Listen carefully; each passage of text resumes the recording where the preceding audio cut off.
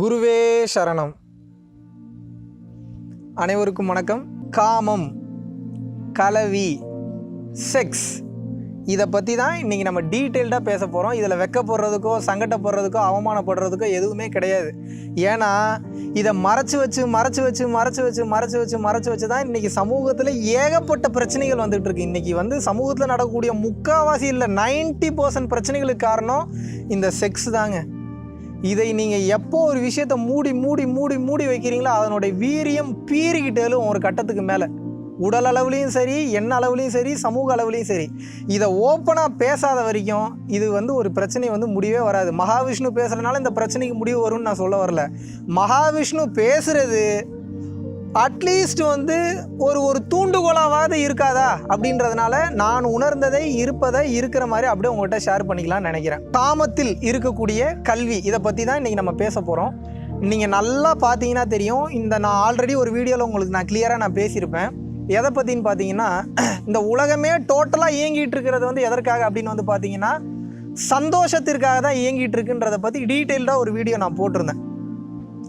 இப்போ அதனுடைய இன்னும் டீட்டெயில்டாக அடுத்த லெவல் பார்க்க போகிறோம். நான் இருக்கிற சந்தோஷத்துலேயே ராஜபோதை அப்படியே அதை பற்றி நினச்சாவே ஒரு ஹாப்பினஸை கொடுக்கக்கூடிய விஷயம் என்னென்னா, மன அளவில் நினச்சாவே சந்தோஷத்தை கொடுக்கக்கூடியது இந்த செக்ஸ் அப்படின்னக்கூடிய ஒரு விஷயம்.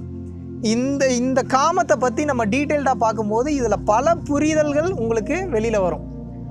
இப்போது நீங்கள் ஒரு சரக்கு அடிச்சிங்கனாலோ, ஒரு தம் அடிச்சிங்கனாலோ, இல்லை ஒரு கஞ்சா நீங்கள் யூஸ் பண்ணுறீங்கனாலோ, இல்லை வேறு எந்த சட்டத்திற்கு புறம்பான எந்த போதைப் பொருட்களை நீங்கள் உபயோகப்படுத்தினீங்கனாலும் அதனுடைய போதை என்பது ஒரு குறிப்பிட்ட நேரத்திற்கு மட்டும்தான் இருக்கும். சரிங்களா? அதாவது ஒரு ஹவர்ஸ் கணக்கில் இருக்கும். ஆனால் இந்த செக்ஸுன்ற இந்த போதை, இந்த ஒரு ஹாப்பினஸ், இந்த ஒரு ப்ளஷர் பார்த்தீங்கன்னா அந்த ஆணும் பெண்ணும் அந்த இன்டர் கோர்ஸ் வச்சுருக்கக்கூடிய அந்த ஒரு தருணத்தில் மிஞ்சி போனால் ஒரு 5 to 7 செகண்ட்ஸ் தான் நிற்கும். அதுக்கு மேலே நின்னாவே ஆச்சரியம். நான் புணருதல் அப்படின்னக்கூடிய அந்த பொன்னான நேரத்தில் நான் ஊடுதல் காமத்திற்கு இன்பம் அதற்கு இன்பம் கூடி முயங்க பெருங்கிறாரு யார் திருவள்ளுவர் சொல்கிறாரு.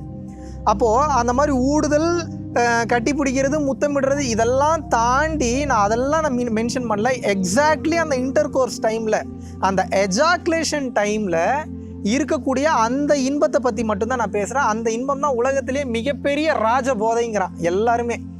அதனால தான் இந்த உலகத்தில் இருக்கக்கூடிய எல்லாருமே பார்த்தீங்கன்னா நமக்குன்னு ஒரு பார்ட்னரை நம்ம ரெடி பண்ணிக்கிறோம். இந்த உலகத்தில் 2 தேவை முக்கியமானது. ஒன்று வயிற்று தேவை, இன்னொன்று உடல் தேவைன்றதை ஆல்ரெடி நான் சொல்லியிருக்கேன். ஸோ வயிற்று தேவை சாப்பாடு சம்பாதிக்கிறோம். உடல் தேவைக்காக நம்ம ரெடி பண்ணிக்க கூடியது தான் நம்மளுடைய பயாலஜிக்கல் நீடுக்காக ஒரு ஆண் ஒரு பெண்ணையும், ஒரு பெண் ஒரு ஆணையும் தேடிக்கொள்கிறார்கள்.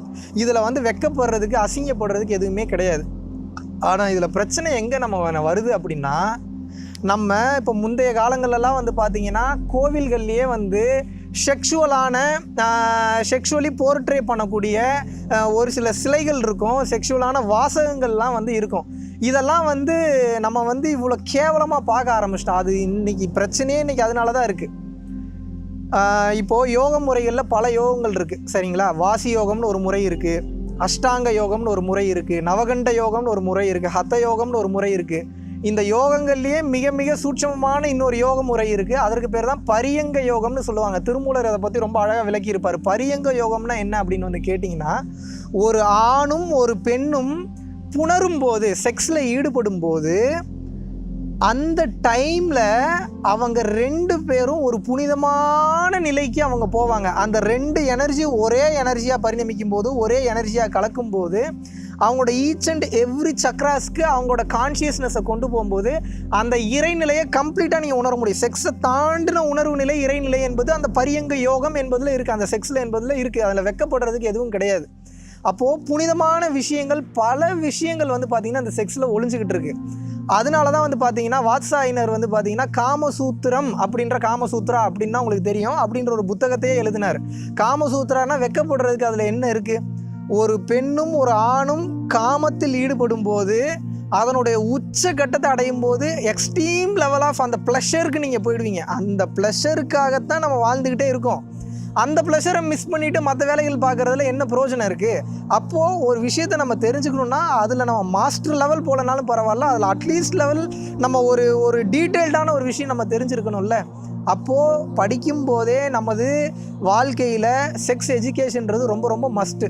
எடுத்தோடனே பொண்ணுக்கிட்ட பேசாத, பொண்ணு பையனு தனியாக உட்காருங்க, பஞ்சு நெருப்பு பக்கத்தில் வச்சா பற்றிக்கும், பிரச்சனை வரும், அவங்கள பார்க்காத இவங்கள பார்க்காத, பொண்ணுங்களை தொட்டு பேசக்கூடாது, இந்த மாதிரியான கட்டுப்பாடுகள் விதிக்க என்ன ஆகும்னா அதில் இருக்கக்கூடிய எக்ஸைட்மெண்ட் ரொம்ப ஜாஸ்தியாகி பல பிரச்சனைகள் அவங்களோட மன அளவில் ஏற்படும். இதனால தான் கற்பழிப்புகள், கொலைகள், இந்த மாதிரி ஏகப்பட்ட பிரச்சனைகள் வந்து இன்றைக்கி சமுதாயத்தில் நடந்துக்கிட்டு இருக்கு.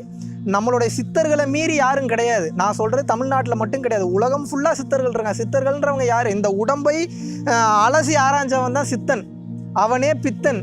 தனக்கு தானே இறைவன் மீது பித்தம் கொண்டு சித்தத்தில் அலைந்ததனால் அவனுக்கு பேர் சித்தனும் பித்தனும்ன்றாங்க. அப்போது உலகம் ஃபுல்லாக இப்படி தன்னை தானே கலட்டி பிரித்து மேய்ஞ்சவன் இருக்கான். அத்தனை பேரும் சித்தர்கள் தான். இவங்க சொல்லி வச்சுட்டு போனது என்ன? இந்த உடலை தான் முதல்ல பிரித்து ஆராயணும், அதுக்கப்புறம் தான் மற்ற சமாச்சாரம்லாம். இந்த உடலை பிரித்து ஆராயிறதுன்னு நான் சொல்கிறது ஆப்ரேஷன் பண்ணுறது கிடையாது.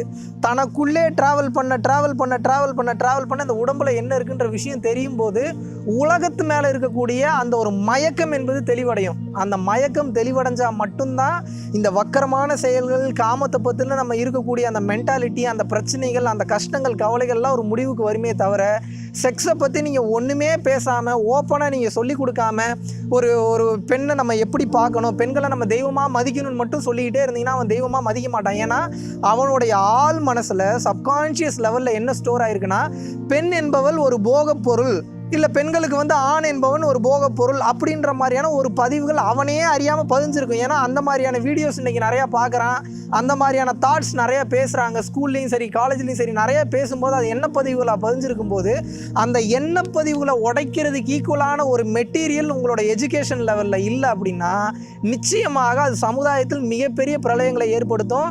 இன்னும் ஏகப்பட்ட பிரச்சனைகள், ரேப்பு, கொடுமை, ஏகப்பட்ட கன்றாவி நடந்தாலும் ஆச்சரியப்படுறதுக்கு இல்லை. அதனால் நான் சொல்ல வரக்கூடிய விஷயம் என்னன்னா, செக்ஸ் என்பது மிக மிக புனிதமானது. செக்ஸ் என்ற ஒரு விஷயம் நடக்கல அப்படின்னா குழந்தை நடக்காது, குழந்தை பெறாது, ரீப்ரொடக்ஷன் சிஸ்டமே ஒன்றும் இல்லாமல் போயிடும். இந்த உலகத்தில் அந்த சிருஷ்டின்றது நடக்கிறதுக்கு வாய்ப்பே கிடையாது. அப்போது இதை பற்றி ஓப்பனாக பேச ஆரம்பித்து நம்மளுடைய கல்வி முறையிலேயே நிச்சயமாக மாற்றம் கொண்டு வராவிட்டால் நிச்சயமாக இந்த சமூகத்திலும் மனிதர்களிடத்திலும் பிரச்சனைகளும் கவலைகளும் ரொம்ப ஜாஸ்தி இருக்கும். இதில் மாற்று கருத்தே கிடையாது. ஸோ மீண்டும் ஒரு நல்ல டாப்பிக்கோட இதை பற்றி டீட்டெயில்டாக இன்னும் கிளியராக மீண்டும் ஒரு வீடியோவில் உங்கள் அனைவரையும் வந்து சந்திக்கிறேன். நன்றி, வணக்கம்.